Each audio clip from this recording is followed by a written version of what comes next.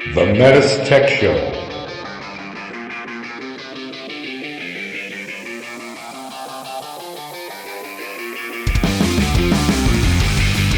Welcome to the METUS Tech Show, a show for HVAC professionals by HVAC professionals. The METUS Tech Show. Mitsubishi. All right, so we're friends on Facebook, and all I see are pictures of barbecue, things being grilled, and I'm over there salivating. I barbecue a little bit myself. Yeah, it's a pastime for me. I love doing it. It's a lot of fun. It's a hobby. You know, it can be competitive too. Right. So I'm looking forward to next year. We're going to do some competitions and see where it goes. Yeah, so Scott Tallman, one of our instructors, he's dabbled in competition barbecue, right? And recently, probably a few months ago, I cooked a pork belly. So I used your recipe. Okay, good. And it came out amazing. And my son's kids were over, and it was gone in minutes. So, you're always cooking stuff. You got, I've seen you've done brisket before. I've done brisket. Next, I want to do brisket burn-ins. So it's funny you mentioned burn-ins because I've yet to. I've dabbled with brisket a few times, Right. but when you're separating the point and making burn-ins out of it, there's a challenge to that. There so I'm is, looking yeah. forward to it. It's like you can really screw things up, or it can really come out amazing.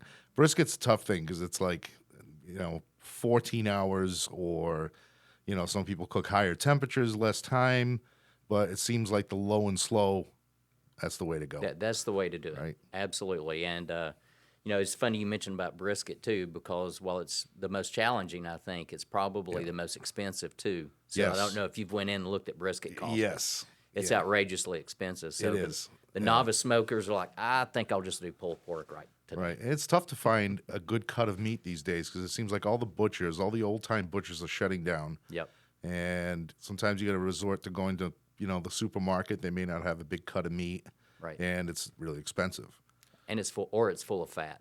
See, that's the other part about barbecue a lot of people don't realize is that meat selection is just as important as the cook process. Right. You got to make sure that it's got the right marbling.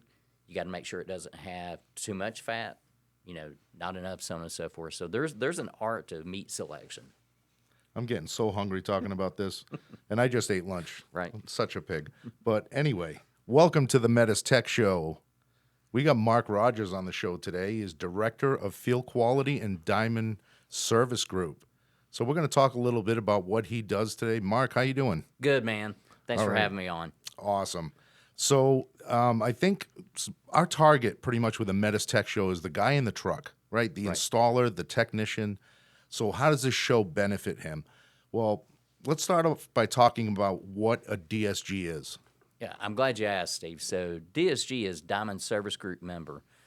And essentially, these are individuals who are employed at distributorships who basically represent our service eyes and, we'll just call them boots on the ground. Yep. They provide local technical support to contractors. They're able to do technical training, and as you know, through the Authorized Trainer program offered by Mitsubishi. So really, for all intents and purposes, think of them as your service support within local distribution. Awesome. So they're pretty much the first line of support from the contractor. So the contractor should be reaching out to their DSG first. That's right. Yeah. So we have our ASMs, our ASAs, our area service managers, our area service advisors, but they come next. The first person should be the DSG. That's right. And the Diamond Service Group members have priority access to all of our area service managers and also tech support here in our Swanee office. So if they're stumped on something, we're not just going to leave them hanging. We're going to support them and provide them direct support as well. And I'd probably be remiss if I didn't mention as well is that they have a ton of resources available to them. Right. A great example of that is the DSG Forum, right? And so when a contractor goes to their distributorship, just as an example, you're not just working with one or two DSG members. You're working with many DSG members because they work together and collaborate and answer each other's questions. So it's not Okay. just about the DSG member getting support from Mitsubishi. DSG members get support from other DSG members. Oh, fantastic. So how many DSGs are there currently across the country, roughly? Yep, 362. Oh, I checked the wow. number right before I came in. That's amazing. That's an amazing number. So, what is the process involved in someone becoming a DSG? Great question.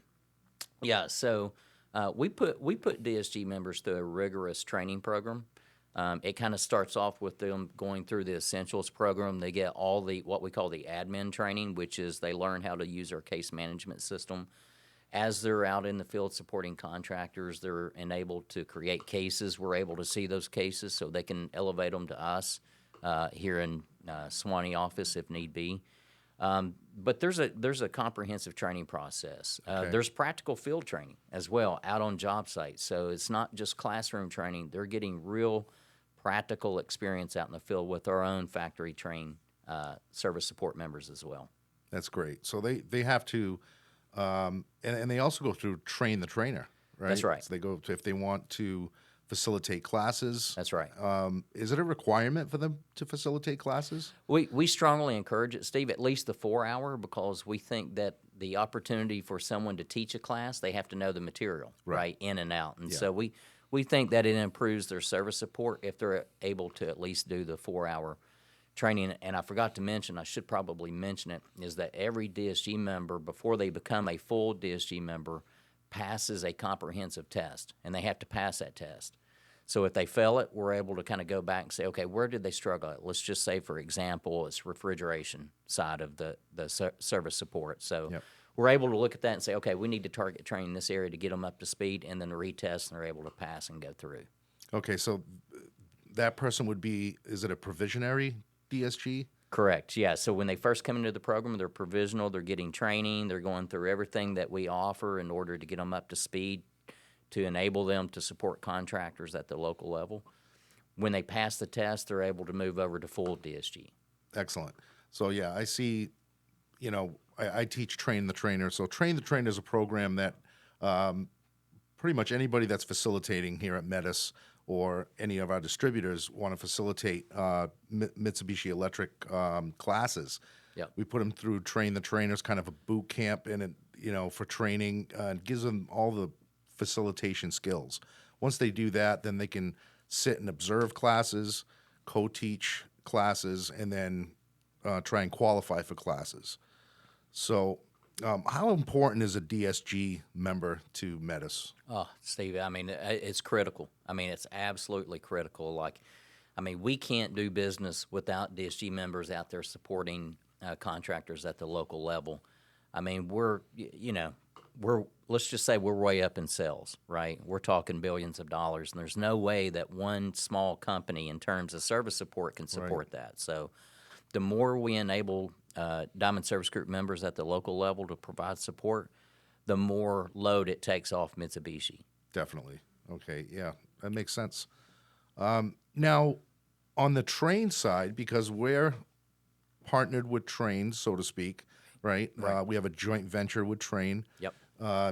They have similar supportive roles in the field, and I believe they're called DTSs. Yeah, it's on the commercial side, that means ductless technical specialist, I believe. Okay. But in the that's their vernacular, so to speak. So, but for us, they're DSG members, so Diamond Service Group members. But you're absolutely right. If a contractor goes into a local Trane distributorship on the commercial side, they may hear the term DTS or ductless technical specialist, but it's a DSG member. Gotcha. And what is an FSR? On the residential side, those are the folks that are DSG members within Trane. FSR means Field Service Representative. So they're providing technical support and also field support for local contractors. Awesome. So I'm involved in this, and I look forward to it every year. It's our annual DSG conference, and you're in charge of all of that, and that's a huge undertaking. A little bit. Yeah. Just a little bit. Takes a couple of hours. Yeah, right. So tell us a little bit about how that that gets planned, and then Yeah. when it's over, you're already planning for the next year. That's right. Right. The next day, actually. I mean, it immediately starts right after the other. So I need to just recognize the team that helps, right? So it's not just me. It's everyone that's involved. It's our event planning team, the area service managers, the technical instructors play a huge role in that. So while I kind of manage the process, the boots on the ground are the real folks that deserve the recognition for the conference. But in terms of the conference, like you, I'm excited for it every year. It's an opportunity for us to bring all DSG members into one central location. Yep. We provide advanced technical training for them. We provide new product training. Again, our goal behind all of that is to make sure that they have the most advanced information out there so they can support contractors at the local level. But probably number 2 on that list in terms of priority for the conference would be DSG members networking with each other, building that bond. So, there could be DSG members that are new to the program that can network and talk with DSG members that have been in the program for 15 years, as an example.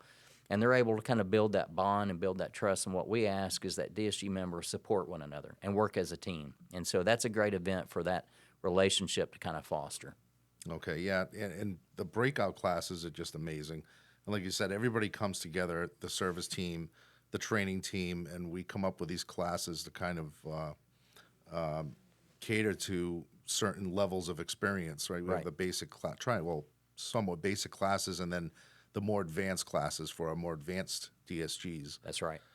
And it's a week-long event, sometimes 2 weeks. We're trying different things, right? Right. I was a little bummed out when the pandemic hit and Yeah. we couldn't get together, but we found a way around that, right? We did virtual training. Yeah, and I heard that was a hit too. Even though it was virtual, I got a lot of positive comments from the content that was provided. So you guys did an awesome job putting that together. And it was a challenge because you got a lot of guys that had to use this, meeting platform to do this virtual training, and a lot of the service guys are like, I don't know how to share my screen. I don't know, there's a lot of hurdles that we had to overcome, but everybody did a great job, all in all, with that. Are you involved at all in the Diamond Contractor?